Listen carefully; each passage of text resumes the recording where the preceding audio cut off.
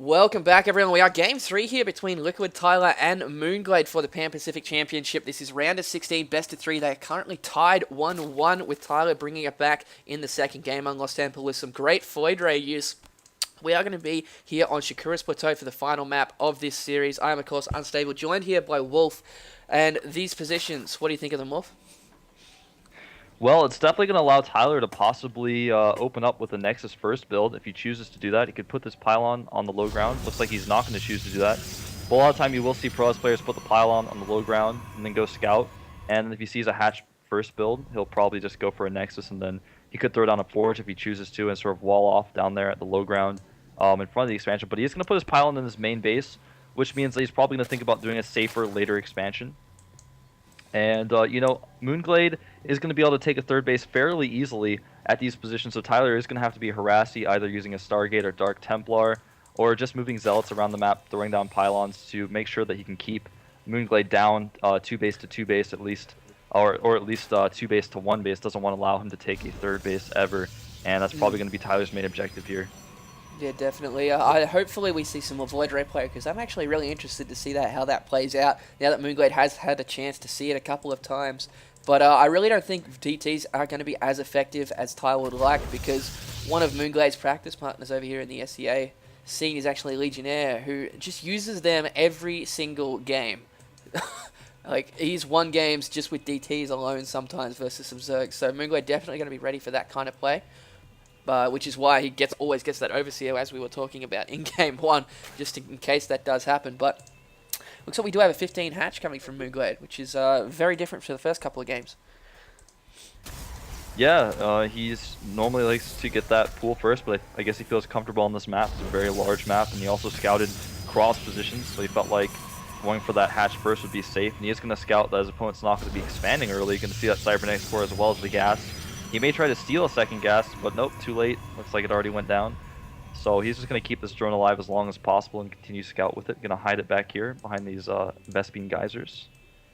Yeah, good little spot to hide that drone too. A lot of Protoss don't actually look there until they've actually been duped by it before, which happens a lot. It's just the pure amount of games you need to play to see all these little bits and pieces to pick up on those positions. But we do have both Overlords for Moonglade traveling across the map. They are going to be put in pretty good scouting locations, because Shakura's Plateau does have a lot of empty air where you can hide those Overlords pretty easily. But I don't know. I think it's just going to come down to how Moonglade reacts to Tyler's build if he gets to scout it in time. Yeah, I'm just really kind of surprised that Tyler's going to go for this very aggressive build with a late expansion. You usually see Protoss players expand very early on this map because it's so easy to do. And if you're, keeping up with the Zerg player as far as, your main bases go, if you're 2 base against 2 base, it's very hard for the Zerg to really compete with that, and he has to take a third, and that's when you can harass that third with your, you have 2 bases, you have a lot of money to spend on tech, and you can use that tech to harass the Zerg player's third base. And I feel like that's the norm for Protoss players on this map, but he's going to get 2 more gateways, could sentry expand. He does have the double gas and did get that first sentry out. He's making a second sentry, so it looks like it is going to be a sentry expand. And Moonglade going to throw down 2 spine crawlers just in case, but like you said, he can always push forward with those later.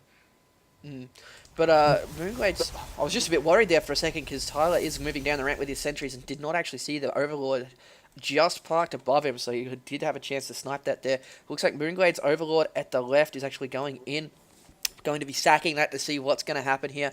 Tyler bringing his sentries to try and snipe it as soon as he can, but I don't think they're going to get there in time, and Moonglade will see these extra 2 gateways. Yeah, he's also got that second Overlord coming in just in case the Overlord to the left isn't going to be able to see a whole lot.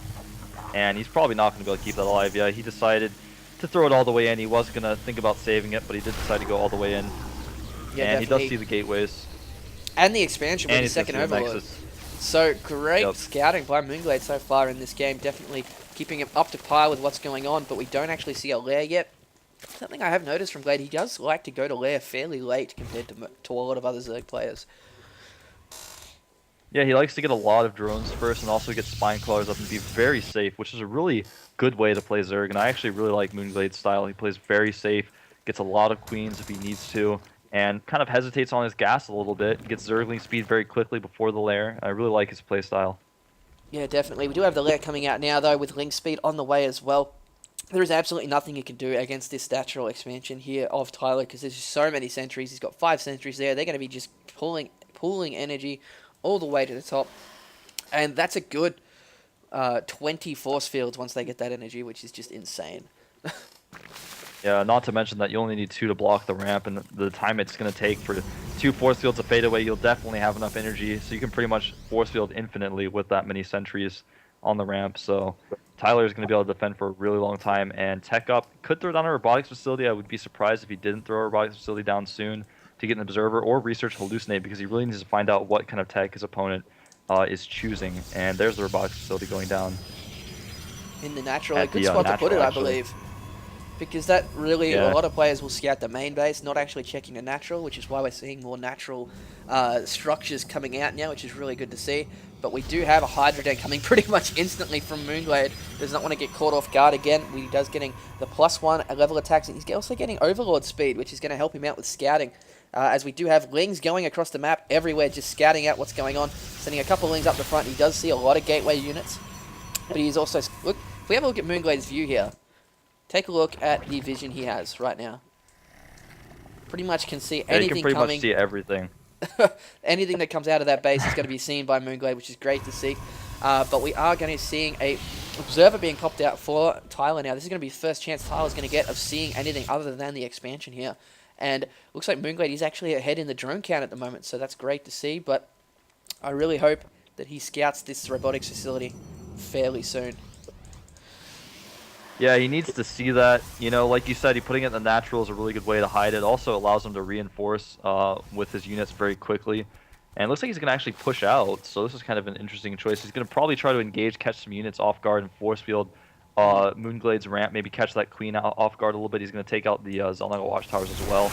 Might turn around once he sees that both the towers were taken, because now his opponent knows that he's coming, so we'll see.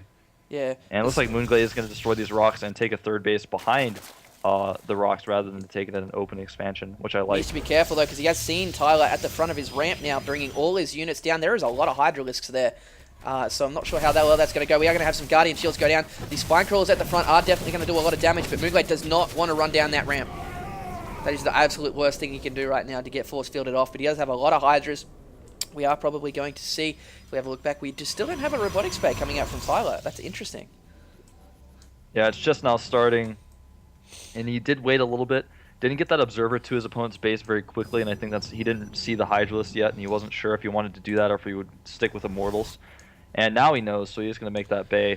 And he did use that observer to pick off some of those tumors. And these Hydras are going to do a lot of damage to this army. He needs to be careful with those Hydras, though, because there's a lot of... Oh my god, all this... He could find himself cut off. Oh... All those Spine Crawlers caught out of position, but there are a lot of Hydras bringing drones. That was a big blunder by Moonglade, I think, just being out of position there. But he is thankfully saved himself as he does take that third base at the top. That could be a real game changer, as I don't think Tyler actually realizes that Moonglade has actually sent Zerglings back to the watchtowers and sees exactly what he's doing.